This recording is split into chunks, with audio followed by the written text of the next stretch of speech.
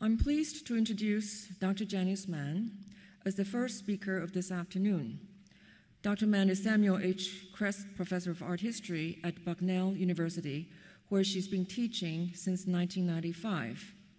Professor Mann is best known for her work on art and architecture of Romanesque Spain. Her book, Frontiers and Identities in Romanesque Architecture and its Sculptural Decoration in Christian Spain from 1000 to 1150, was just published by the University of Toronto Press last year. She's equally fluent in the historiography of Romanesque Spanish art, especially her research into the life and scholarship of Arthur Kingsley Porter, the American pioneer in the regions bordering France and Spain. This afternoon, Professor Mann will speak to us with a paper entitled Santiago Beckons, Artists and Scholars on the Pilgrimage Road. Janice.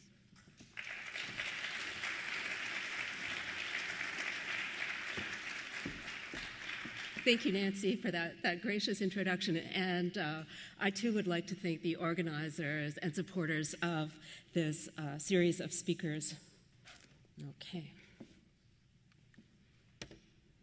This morning's presentation celebrated the Cathedral of Santiago de Compostela, looking backwards through a lens precisely focused on the reconstruction of the medieval cathedral and its environs through an examination of written documents, archaeology, and using digital technology. This afternoon, I would like to widen the scope and use a softer focus lens, perhaps even a little rose-colored, to shift your gaze away from the fabric of the medieval cathedral to examine how the pull of the Shrine of St. James not only drew pilgrims, but also inspired a remarkable creativity on the part of artists and scholars, both in the past and now.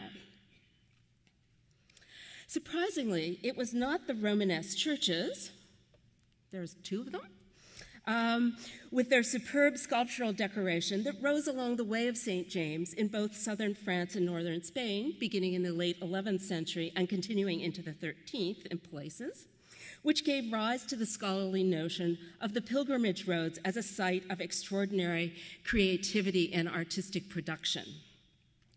Nor was it the luxury decorative arts, such as the no longer extant silver altar frontal, donated by Bishop Palmirez to the Cathedral of Santiago for its main altar.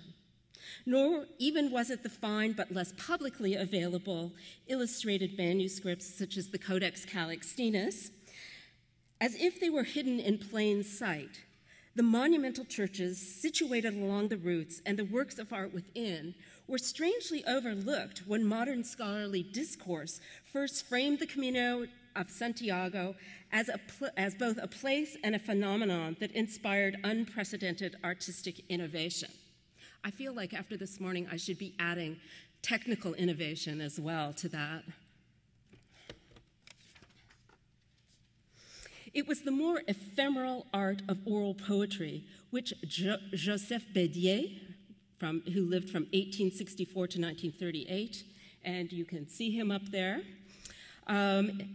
It was the art of oral poetry around which Joseph Bédier formulated the paradigm of the pilgrimage to Santiago as both site and source of artistic innovation. For this French philologist, the free movement of pilgrims and of wandering minstrels known as jongleurs along the routes to Santiago both gave rise to and disseminated the poems of heroic deeds that came to be known as the chansons de geste.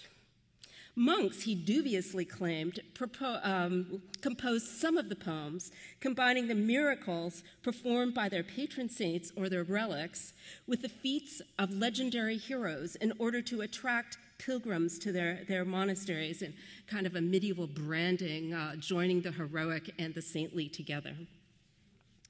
Presented first in lectures delivered in 1904 and 1905, Bédier's ideas were later spread more widely by his Légendes épiques, Recherches sur la formation des chansons de geste, published in 4 volumes between 1908 and 1914.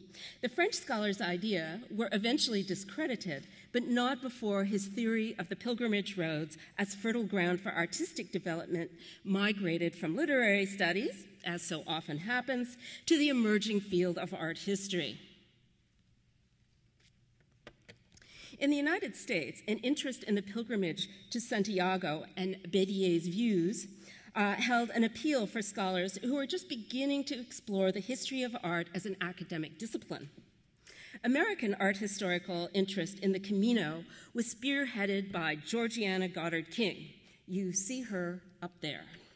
She was a well-educated woman, graduating from Bryn Mawr College with a BA in English in 1896, staying on to pursue graduate work in political science, philosophy, and English until 1898, when she left for a semester of study at the Collège de France in Paris.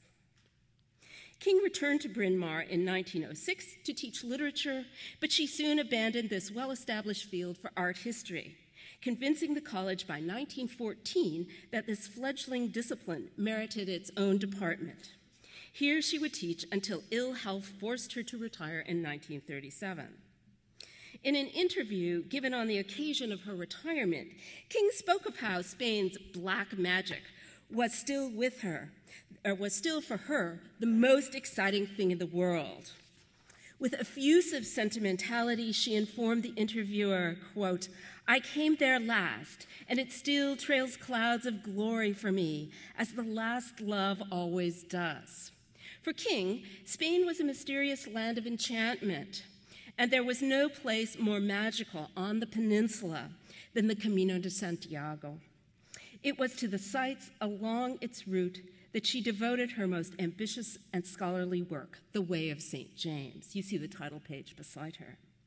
Begun in 1911, The Way of St. James is divided into 4 books, printed in 3 volumes. Book 1 establishes the context for the rest of the book through an account of medieval sources discussing the pilgrimage. King's art historical investigations, woven together with a more personal account of her trip with a companion named Jehan along the route from Toulouse across the Somport Pass and through northern Spain to Santiago, composed Book 2.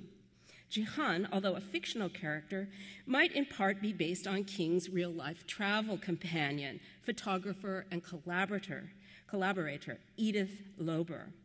Book 3 describes Santiago de Compostela, including the medieval church, the modern town, history, folklore, and the monuments in the surrounding region.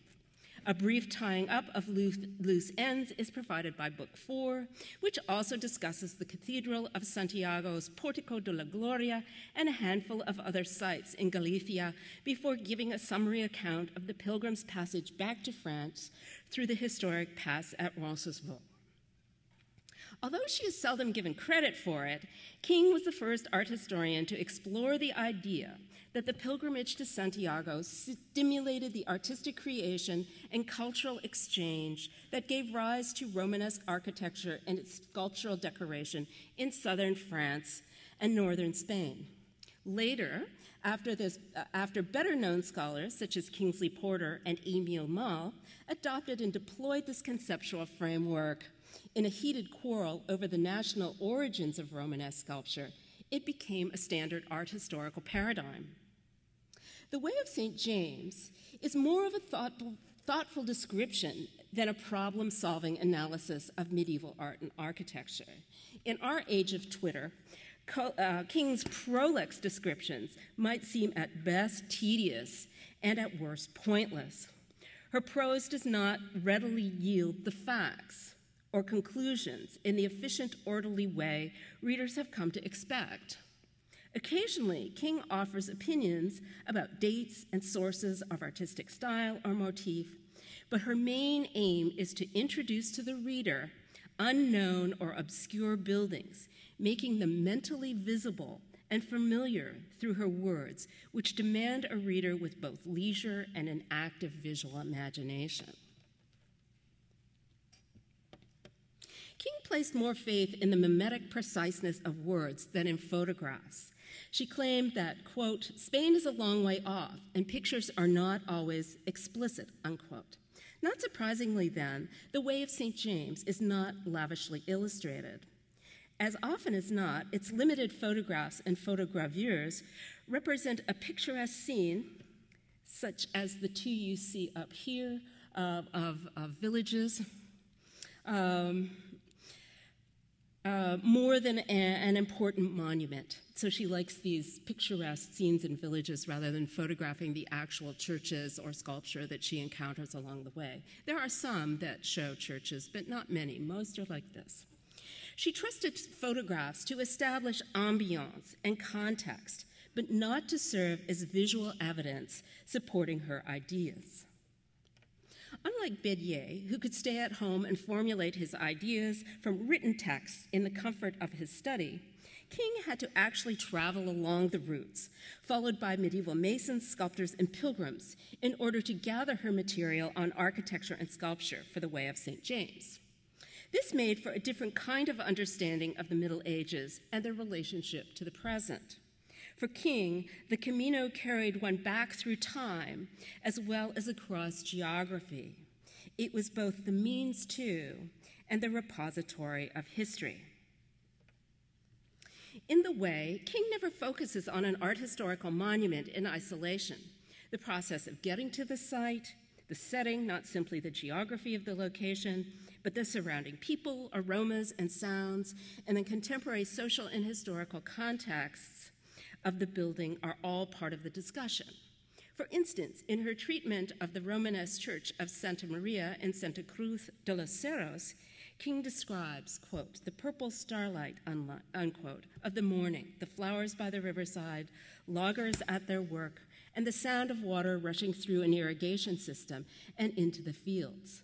And you see the charming village of Santa Cruz de los Cerros there on the left. And on the right, against the backdrop of the present, King describes the medieval convent church in prolonged detail, including that its tympanum, copied from that of Jaca, which you see there on the left, is Benedictine 12th century regional. Next, she gives an account of the foundation of the convent and its subsequent history, and finally she returns to the present, describing the village, its few art treasures, and her departure. By situating her comments about the medieval church and its history in the anecdotal immediacy of the present, King erases the distance between the Middle Ages and her own day. Rather than lying moribund in the cool detachment of the past, Santa Maria and the other medieval churches she treats live in the here and now.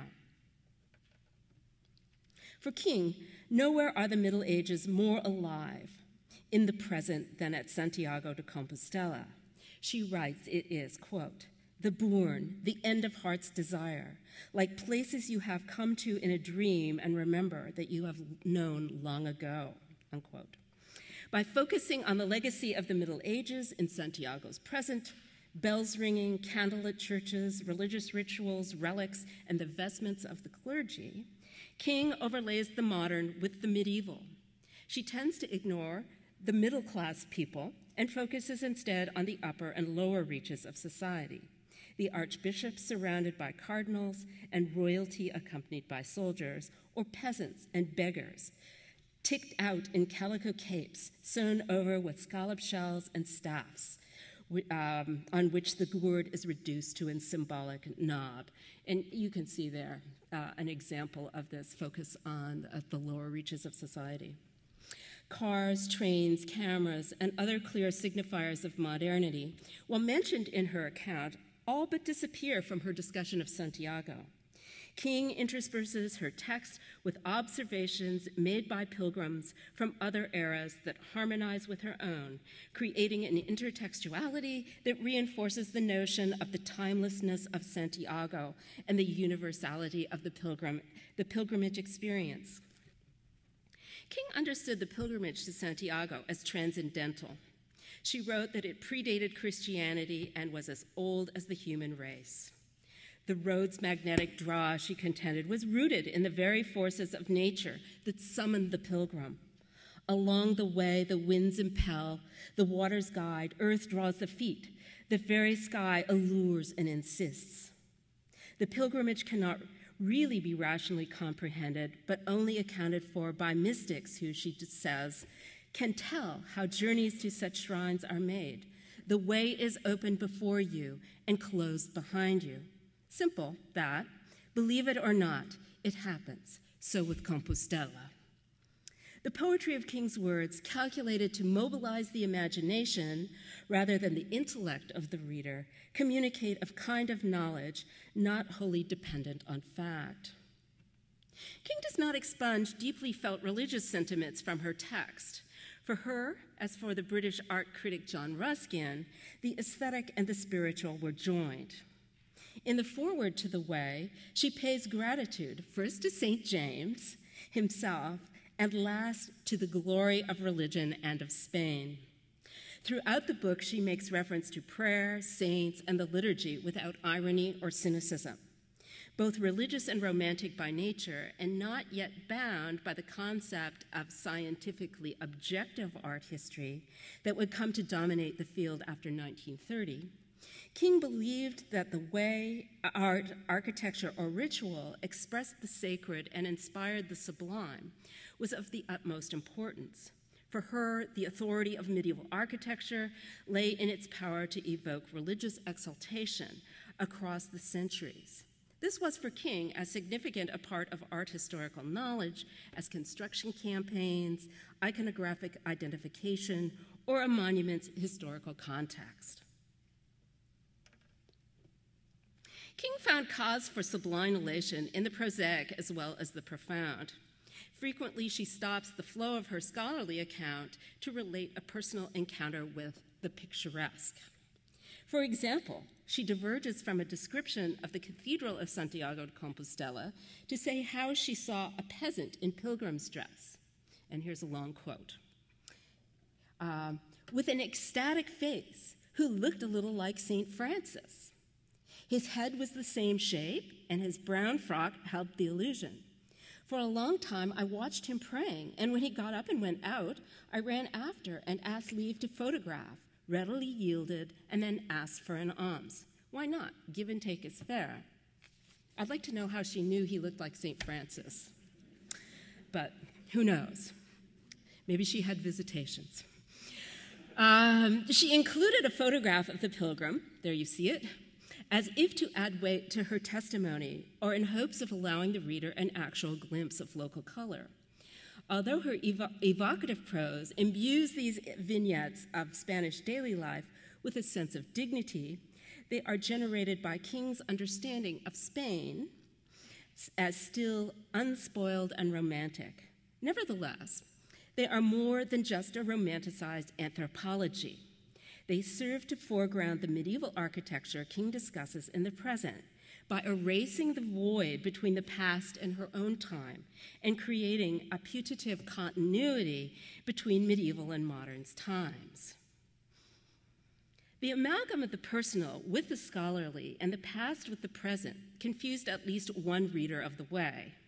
An anonymous reviewer in the London Times Literary Supplement opined that King had been unable to, quote, make up her mind whether to write a series of rather romantic travel sketches or a serious work of research, and she confused the two. Rather than stemming from indecision or conflict, I would claim King's dialogistic method simply expresses openly the private experiences in which her scholarly observations were formulated. For an author writing before postmodern critical theory, King shows a remarkable awareness of the fictive contingencies of scholarship and the importance of personal positioning. In the foreword of The Way, she unreservedly acknowledged that she has made one straight story out of 3 years' wanderings and places visited and revisited. In a section entitled Intentions in Chapter 1, King admits that she followed the Pilgrim's Way at first in order to discover and record the impact of foreign sources, especially French, on Spanish medieval architecture.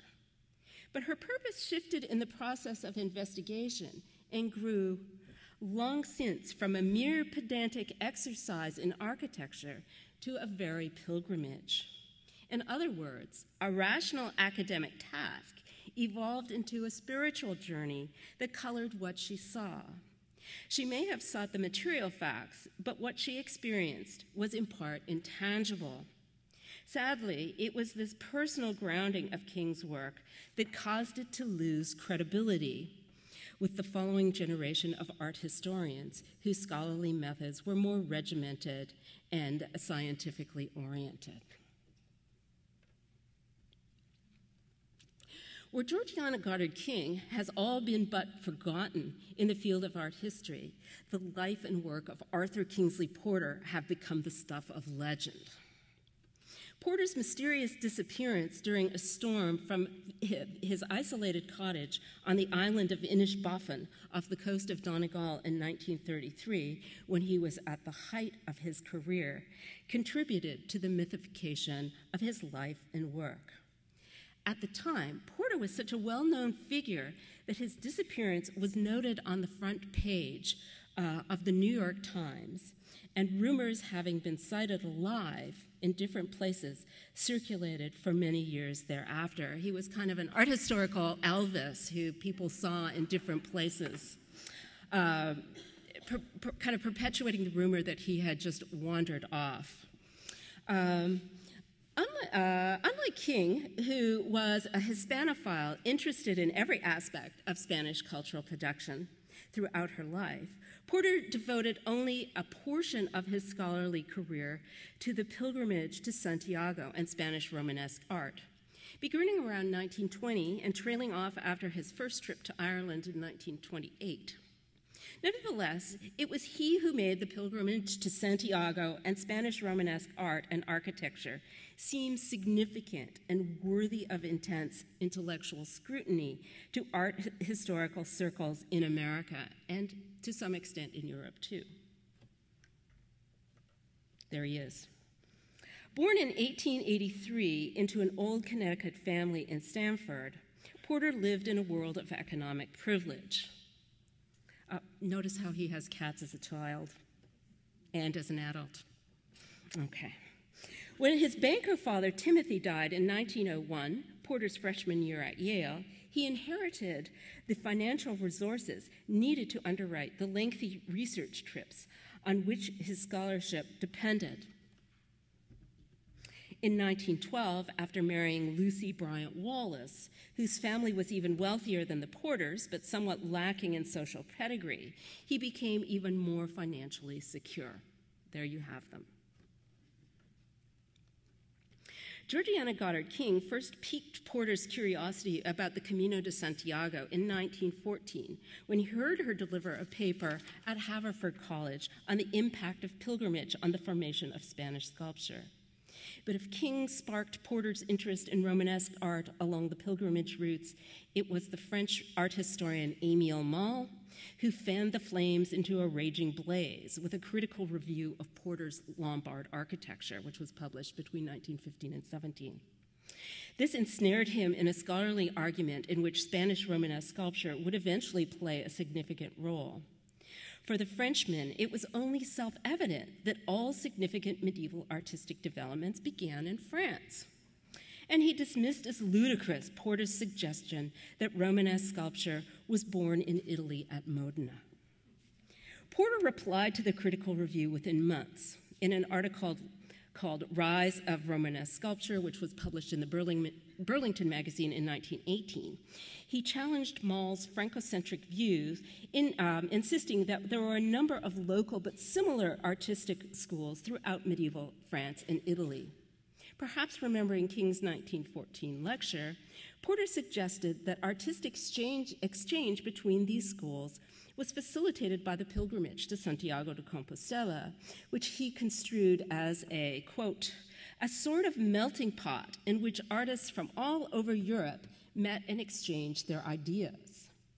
He wrote that Lombard sculptors made the pilgrimage to Santiago de Compostela, passing through Languedoc and exchanging trade secrets with the carvers there, before moving on to Spain. Although Lombard artists learned from the French, Porter asserted, they taught them something in return. With this first skirmish, intellectual battle lines were drawn between the American and the French scholar. For Malle, France would always be the font, but never the catch basin of artistic innovation, and the pilgrimage roads would serve as a conduit, carrying fully formed French art to other regions. Porter, on the contrary, would argue for artistic internationalization, characterized by many centers of original creation and frequent artistic exchange facilitated by pilgrimage. They remained deadlocked in their opposition until 1923, when Mann left France to become the director of the French Academy in Rome. His younger colleagues, such as Paul Deschamps, continued the debate with Porter over the chronology of various innovative artistic forms along nationalistic lines already set down by Mann.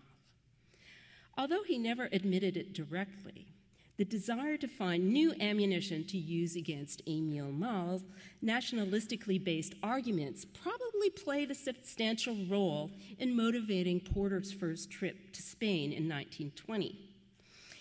In the letter he wrote to his friend, the connoisseur Bernard Beresson, while planning his Spanish trip, Porter confessed, "I'm delighted with some of the things that have turned up from the Burgundian photographs we made last summer. There is more than one point that will give Mall something to think over. There are so many things I want to find out about that the excitement of the chase perhaps lends an interest not purely aesthetic."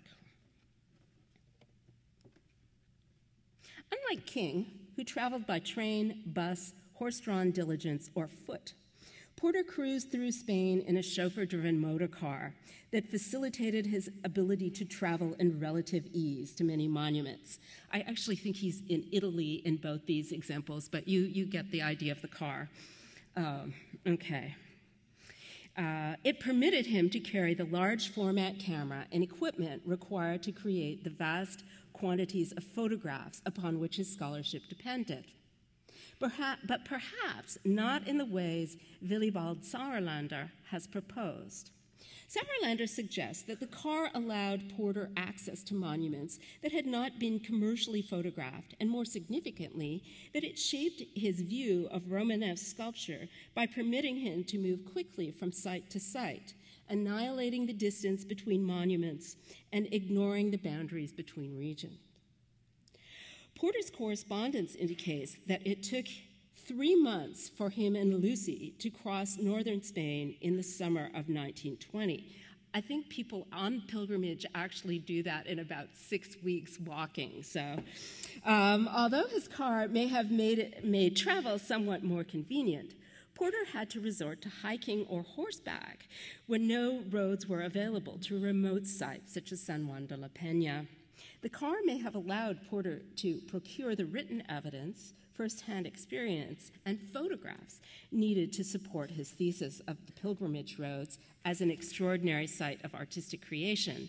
But this notion was already present in Porter's mind in 1914, well before his actual trip along the route to Santiago 6 years later. The concept came before the car, I would assert, not the other way around, as Sauerländer suggests. After his first research trip to Spain was over, Porter wrote to his friend Berenson with enthusiasm. "The whole thing was an exciting experience, and I feel it has singularly widened for me the Romanesque horizon. I am now at the stage where I begin to realize all the things we didn't see and all the books we didn't read, so that a return in the near future will trust I trust less hurry seems inevitable." Porter did indeed return to Spain, and his visits resulted in 7 articles devoted to Spanish medieval art, including his polemical Spain or Toulouse and Other Questions in 1924, several chapters of Romanesque sculpture of the pilgrimage roads, and Spanish Romanesque sculpture published in 1928.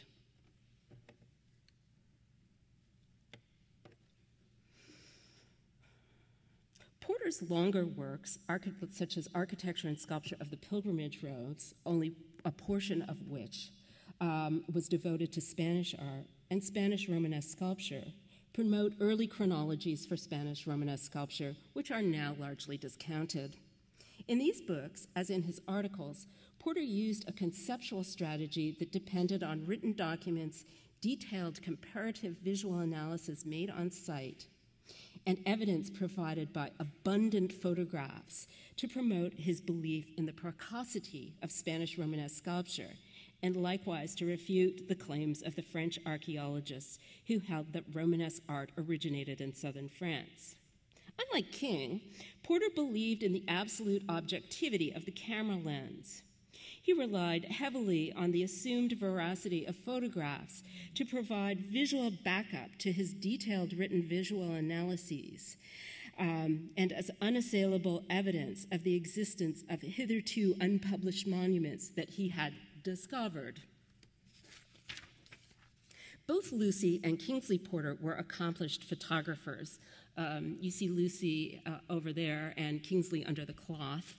And you see some of the photographs from Romanesque sculpture of the pilgrimage roads. If you look carefully at the end of the caption, you can see the one on the right says LWP for Lucy Wallace Porter, and I think the other one is a little bit obscure, but it says AKP somewhere there. So they were both taking photographs for these books. Romanesque sculpture of the pilgrimage roads, with its 1,527 photographs, some bought commercially, others taken by Kingsley, but mostly by Lucy, provides a comprehensive photo archive of the monuments under study that went well beyond the number it would have taken to illustrate his commentary. The sheer mass of visual data carried with it the assurance of thoroughness, competency, and objectivity. Porter could feel confident that he had done more than anyone else to present published images of the Romanesque churches along the pilgrimage routes in France, Italy, and Spain. French scholars, despite his documentary and photographic evidence, were unwilling to accept Porter's invitation to revise their views. In the atmosphere of exaggerated nationalism after the First World War, French scholars considered it their patriotic duty to fashion an unrivaled, glorious medieval past that justified their self-confident national identity in the modern era. Their predisposition to see the origins of Romanesque sculpture in France was applauded rather than challenged at home. Unlike the French, Porter had no national medieval past to reclaim in honor of his country. His theories about the rise of Romanesque sculpture in southwestern France and northern Spain professed an international spirit that denied the existence of boundaries. For instance, in 1923, he suggested the art on either side of the frontier between France and Spain is precisely the same. One style stretched from Santiago along the pilgrimage route to Toulouse and Moissac and Conques. The art is neither French nor Spanish. It is the art of pilgrimage. In Porter's conception, the pilgrimage to Compostela functioned as a crucible in which a new artistic style was created through the amalgam of different visual characteristics from various origins, as opposed to Mann's notion of a conduit, which delivered fully formed French art into a Spanish cultural wasteland. King held an opinion somewhere between the two, although she accused some French scholars of exaggerating the amount of French influence in Spain, claiming that they could not get the sound of their own belfry out of their own ears. She readily admitted that French masons and sculptors contributed to the appearance of Spanish Romanesque churches. She believed, nevertheless, that art cannot be imported, only the molds of it, and that foreign characteristics were soon acculturated and turned into something Spanish. In his quest to present an objective taxonomy in Romanesque sculpture of the pilgrimage roads and Spanish Romanesque sculpture, Porter pushes the personal and ideological deep beneath thick layers of data. But his national identity and personal concerns still break through the surface of his scholarly text occasionally. Although his scholarship was not motivated by the overt nationalism of Émile Mann, Porter's national identity played a role in forming his views on Romanesque art. Porter, as noted above, likened the pilgrimage to Santiago to a kind of crucible in which artists from all over Europe met and shared ideas. His notion of the pilgrimage roads as a melting pot in which intercultural exchange produced a new amalgamated art resembles the way America imagined itself during Porter's lifetime, which roughly coincided with the huge influx of immigrants beginning in the 1880s and lasting through the mid-20s.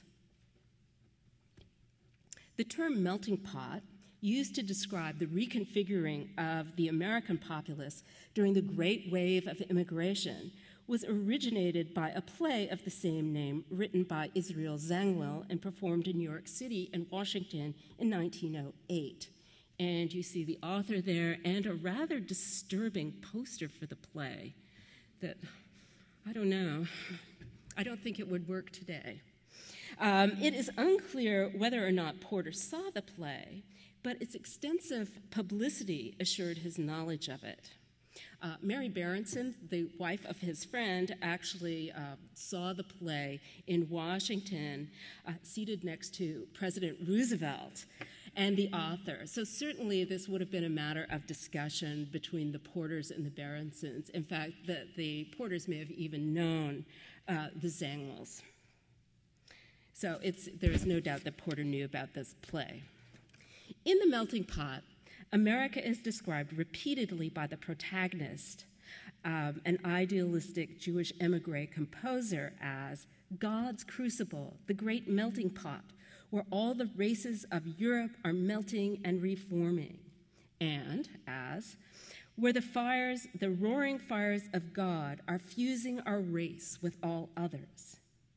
In the afterword of the 1924 edition, Zangwill explained that the process of American amalgamation is not assimilation or simple surrender to the dominant type, as is popularly supposed, but an all-round give and take by which the final type may be enriched or impoverished.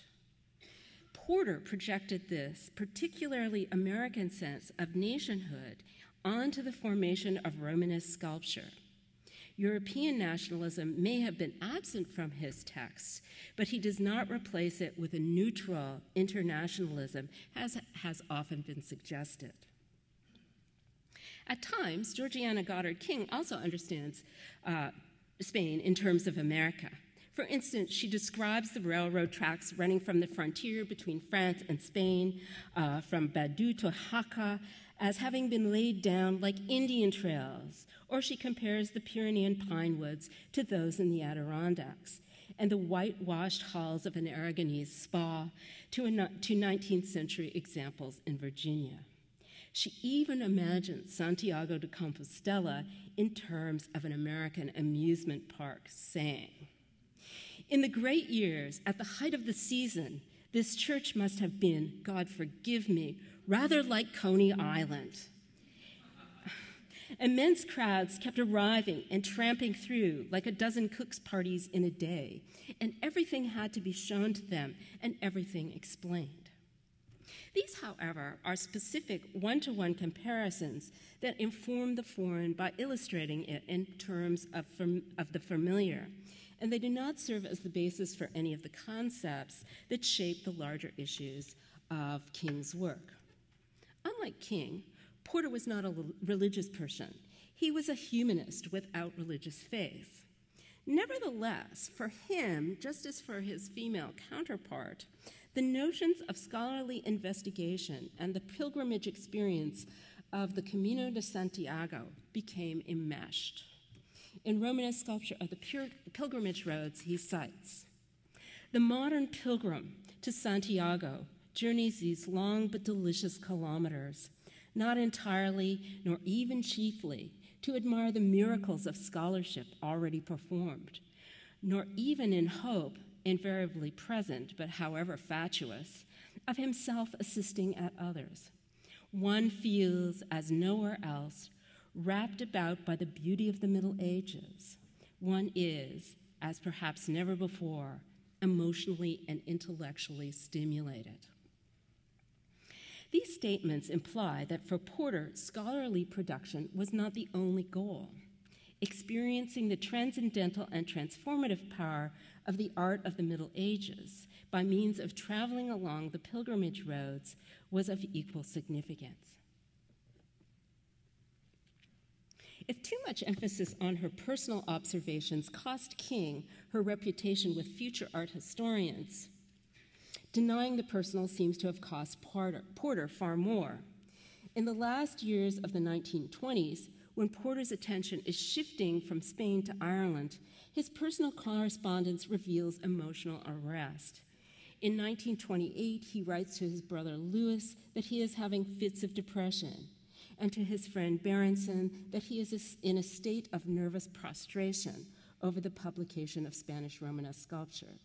The following year, he tries to resign his position at Harvard, but is convinced to stay. One concern may have been Lucy's inability to travel because of a fall from a donkey in Egypt, which had injured her back, meaning that Porter would either have to go alone or shift his work to topics that did not demand so much travel. Porter's depression and rising self-doubt seem to have been due to more than Lucy's injury, however. In 1933, he wrote to the English sexologist Havelock Ellis, who he had begun to consult in 1931, quote, "Comical, isn't it, that I, who was so proud of my perspicacity, failed to discover the one fact it was essential that I should know, although it was written in letters across the sky. That one fact, as Hilary Richardson and Phyllis Grosskirth have both convincingly demonstrated, was Porter's homosexuality, which he had not realized until his late 40s. Porter may have been so disturbed by his prolonged lack of self-knowledge that he came to doubt everything personal and professional that he had ever believed. His untimely disappearance in 1933, at the height of his emotional crisis, prevents us from knowing whether or not he could have resolved his personal and scholarly doubts and continued his career.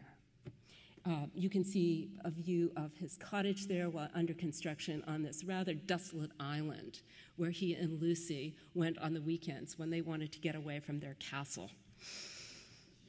It's true. Porter's melting pot theory that attributes the rebirth of the monumental sculptural decoration we now call Romanesque to the movements of masons, carvers, and pilgrims moving down the roads to Santiago in the manner of Bédier's jongleur is now widely questioned, if not largely rejected by art historians. They have turned to other problem-solving agendas, such as how ecclesiastic or royal patronage, economic factors, local or cosmopolitan identity, multiculturalism of the medieval Iberian Peninsula in both negative and positive lights, or the outreach of monastic orders influenced the advent and appearance of Romanesque sculpture and architecture along the pilgrimage roads. Moving away from examining the moment of the style's inception, scholars are now more likely to explore the rich meanings of works based on what they represent or how they were used. And as we saw this morning, they continue to search for the original appearance of medieval buildings using the latest technologies. The pilgrimage to Santiago de Compostela, nevertheless, remains a generating factor in the scholarly world, as you yourself have witnessed today in today's program and the other talks in the series that the Metropolitan Museum has dedicated to the celebration of the Compostelan Holy Year. If perhaps you saw Compostela in Europe, the story of Diego Helmirez, on exhibit this year in Paris, Vatican City, or Santiago, or read the fine essays in its catalog, you know that scholars are still being drawn, like Bédier, King, and Porter, to explore new intellectual frontiers by the lure of Santiago. If this is true of scholars, it is doubly true for artists. Although we may not know conclusively how the Camino de Santiago inspired creativity in the Middle Ages, there is substantial proof that it fires the imagination of contemporary writers, filmmakers, musicians, and visual artists. Memoirs of individual pilgrimages from celebrities such as the actress Shirley MacLaine and prize-winning authors such as Holland's Kees Nuttbaum to obscure bloggers such as Evan from Singapore are too numerous to count. I was hoping that I could get a page from Evan's blog on the screen, but I couldn't copy it, alas. The Camino works its magic on fictional travelers as well, such as the recently separated and discontented Lawrence Tubby Passmore in David Lodge's 1995 novel Therapy. In search of his long-lost first love who is making the pilgrimage, Tubby explores the route in his fancy sports car, but has to finally admit that by the time he finds her, the pilgrimage, even in the bastardized, motorized form I was doing it, had begun to lay its spell on me. Interesting, too, Tubby's painful trick knee just happens to be healed on the trip. Magical, too, is the effect of Peter and John, the down-and-out pilgrims of Louis Buñuel's film La Vie Lactée, The Milky Way, made in 1969. But Buñuel's magic is more black than white. His pilgrims travel through a magical landscape detached from time, where they encounter Jesus Christ and his disciples at one moment, a car accident, and then the devil in the next. The strange figures and conversations the pilgrims witness throughout the film, which seem so surreal and puzzling to the viewer, surprisingly turn out not to be contrived and twisted fictions. A text at the end of the film explains. Everything in this film concerning the Catholic religion, the heresies it provoked, especially from the dogmatic point of view, is rigorously exact. The texts and citations are taken either directly from Scripture or modern and ancient works on theology or ecclesiastical history. Now, Ignacio Santos mentioned The Way this morning. Here you see this film that I hope will be released more generally fairly soon. The latest film that addresses the pilgrimage to Santiago, The Way, directed by Emilio Estevez and starring his father, Martin Sheen, takes a more traditional approach, viewing the pilgrimage as the pathway to personal growth and deepened spirituality. And I have to admit, I haven't seen this. I'm just doing this on the basis of the trailer and what I've read. In this film, an American doctor, played by Sheen, walks the route to Santiago, carrying the ashes of his estranged son who died while on the pilgrimage roads. Sheen makes new friends, rises to the challenges of pilgrimage, and gains self-knowledge in the process. A group of 99 artists from 25 countries had the opportunity this last summer to exhibit their responses to travel and the pilgrimage roads to Santiago in Ars Itineraris, El Viaje en Arte Contemporáneo, the journey in contemporary art.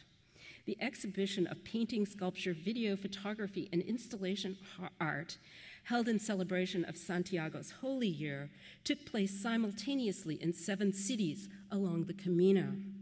Works addressed physical and imaginary journeys, the experience of diversity created through travel, and how inward journeys often start with external ones. And you see some examples there of works from that show. Okay. Violinist and composer Oliver Schroer made the pilgrimage to Santiago in 2004 with his wife and 2 friends. Okay, can we play the music, please? The music he composed and recorded in many medieval churches along the way resulted in a CD named Camino. Ulteria, or Onward, is the name of the cut to which you're listening right now. Oliver wrote the following about his experience playing in the church of Saint-Foy in Comp, and you see an image of him playing there. Here's what he said. It was pure magic. I was not just playing my violin in the church, I was playing the church itself with my violin. It felt like the largest instrument I had ever played. Playing a note was like sounding a gong. The sound boomed out of the first attack and then subsided only slowly. My violin filled that place remarkably. In other words, music and space became conjoined. The violin and stones sang in a duet of notes and echoes, conveying both the joys and obstacles of the pilgrimage, but expressing the pilgrim's exhortation to keep moving onward, Ulteria. This brief account does not do justice to the multitude of books, films, performances, musical compositions, visual arts, and, shall I say, technical innovations, and other creative works inspired by the Camino de Santiago. But this small sample demonstrates the ongoing creative pull of the pilgrimage to the shrine of St. James. Thank you.